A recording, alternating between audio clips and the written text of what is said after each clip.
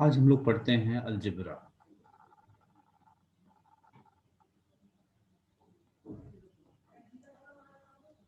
Algebra में सबसे पहले हम एक रूल पढ़ते हैं कि सपोज आपके पास है a multiplied by a multiplied by A.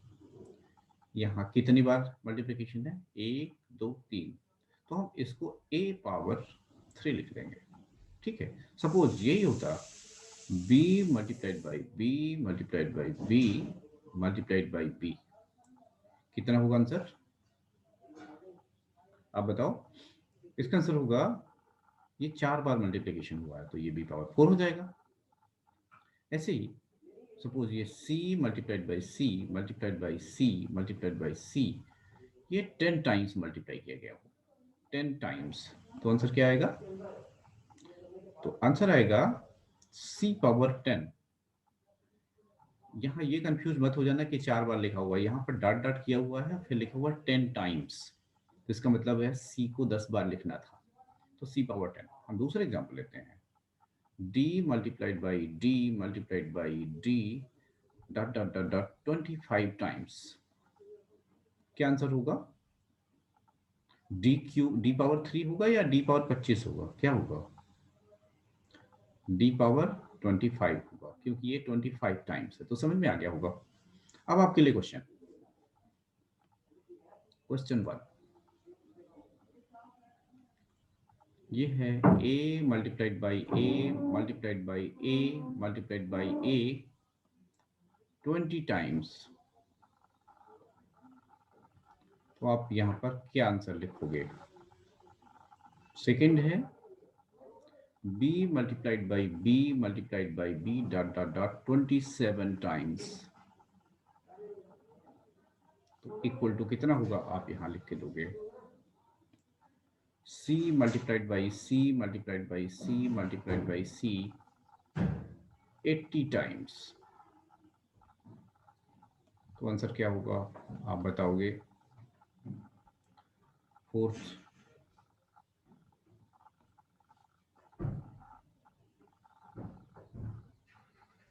d multiplied by d multiplied by d multiplied by d 50 times.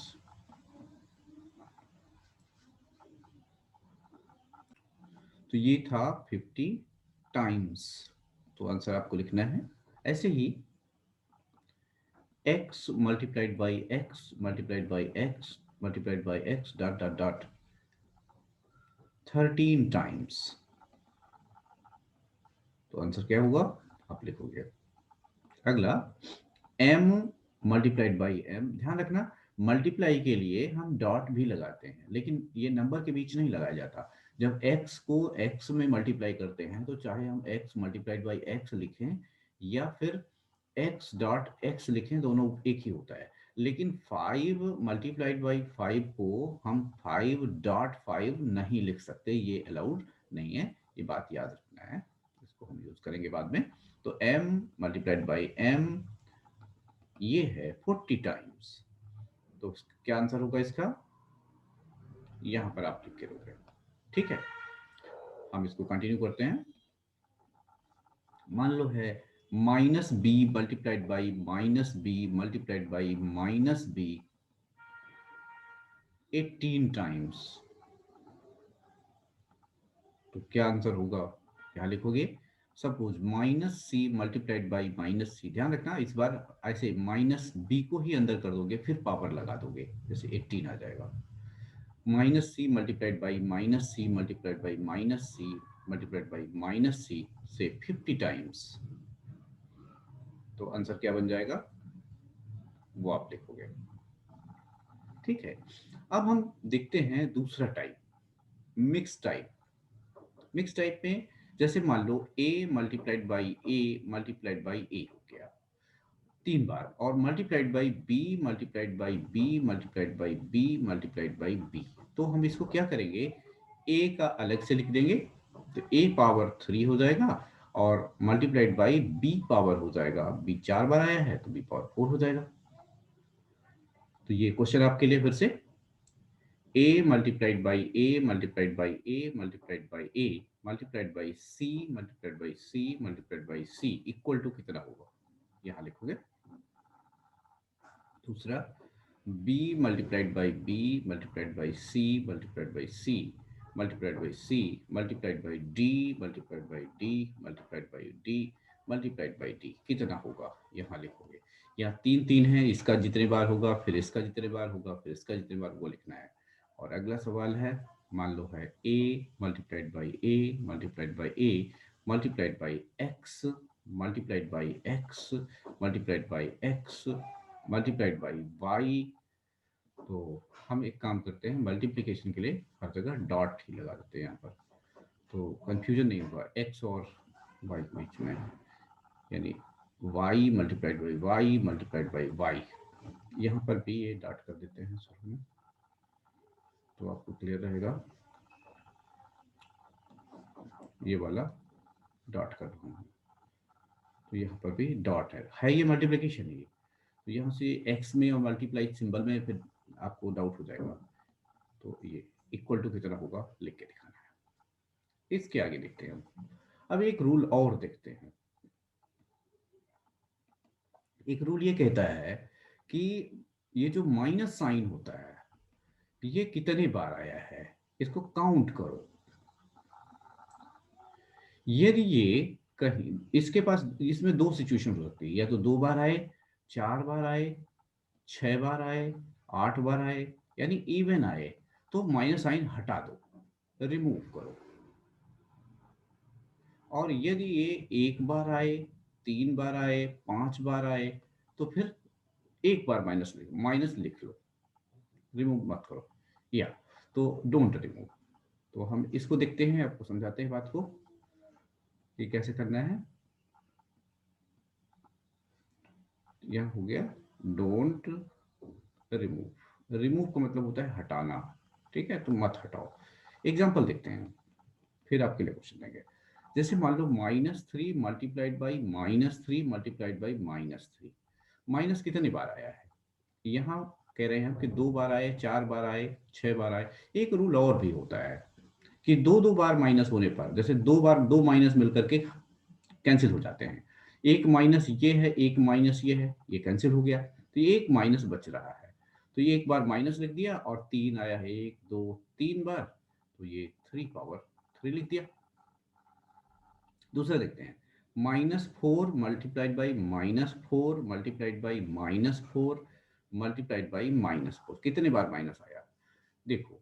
तो जैसा कि मैंने अभी बताया था माइनस का रूल, कि दो बार माइनस मिल करके कैंसिल हो जाएंगे, ये खत्म हो गए दोनों माइनस, ये दोनों माइनस मिलकर के भी खत्म हो गए, तो फिर माइनस बचा ही नहीं, तो केवल बचा 4 पावर 4। तो एक तरीका ये भी है माइनस हटाने का। जैसे मान लो -3 और -2 और -1 है। अब इसका आंसर सिंपल मल्टीप्लिकेशन करना हो तो कितना आएगा, तो सबसे पहले तो नंबर को मल्टीप्लाई कर दो, 3 2 जा 6 1 जा 6, 6 आ गया। अब चेक करो कितने माइनस है, एक माइनस ये है, एक माइनस ये है, तो दो माइनस मिल करके तो हट गए, अब एक माइनस बच रहा है, तो आंसर माइनस हो जाएगा। बात समझ में आ रही होगी। तो हम देखते हैं, तो एक सिंपल सा क्वेश्चन मल्टीप्लाई करने का आपके लिए, मल्टीप्लाई मल्टीप्लीकेशन में सवाल है पहला कि -2 इंटू -3 इंटू -4 इक्वल टू कितना होगा। दूसरा सवाल है -3 इंटू -1 इंटू -2 इंटू -3 इंटू -5 कितना होगा, यहाँ लिखना है। फिर अगला है इसी में -4 into -1 into -2 into -2 into -1 equal to कितना। फिर अगला है 4 मल्टीप्लाइड बाई -1 इंटू -2 इंटू -3 कितना आएगा, ये बताना है। ध्यान रखना इस 4 में माइनस नहीं है, तो ये कैंसिल हो जाएगा, इनसे हम काउंट करेंगे, एक ये मिलकर कैंसिल होगा, वो रूल आपको लगाना है, ठीक है। और 6 इंटू 7 इंटू -1 इंटू -2 मिलकर के कितना बनेगा। और इसका लास्ट सवाल है 7 इंटू -3 इंटू -2 इंटू -1, ये कितना बनेगा। तो ये सवाल आपको कर लेने हैं। अब हम आगे चलते हैं।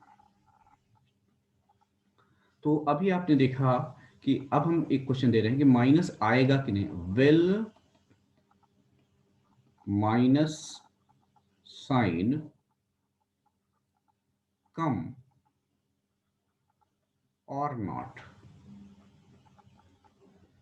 ठीक है, वैसे ये जो वर्ड कम लिखा हुआ है, सिंपल मीनिंग तो ठीक है कि क्या माइनस साइन आएगा, लेकिन हम जनरली यहाँ पर यूज करते हैं OCCUR, अकर।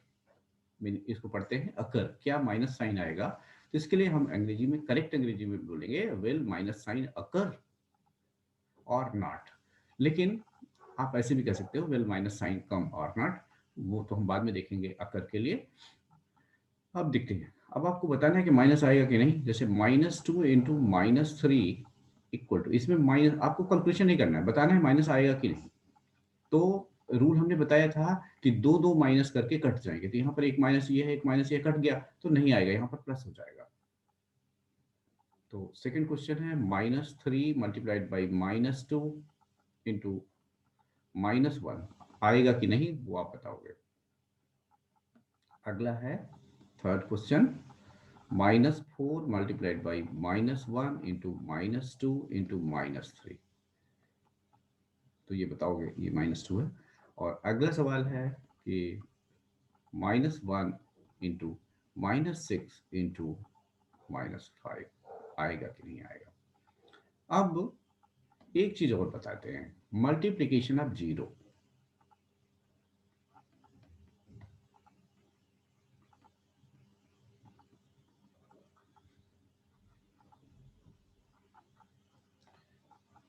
तो जीरो से मल्टीप्लाई करना, मान लो आपके पास एक सवाल है 5 इंटू 3 इंटू 6 इंटू 0 इंटू 8, और आपको कहा जाए कि इसको मल्टीप्लाई करो। अब आप स्टार्ट किए 5 में से 3 का मल्टीप्लाई किए, फिर 6 का किए, फिर 8 का किए, फिर लास्ट में 0 ऐसा नहीं करना है।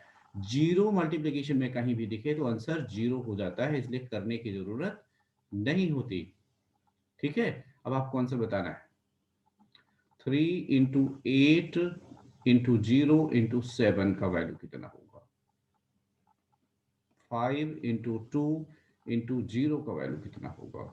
और अगला 6 इंटू 8 इंटू 0 का वैल्यू कितना। ठीक है, तो ये बात भी आपको समझ में आ गई होगी।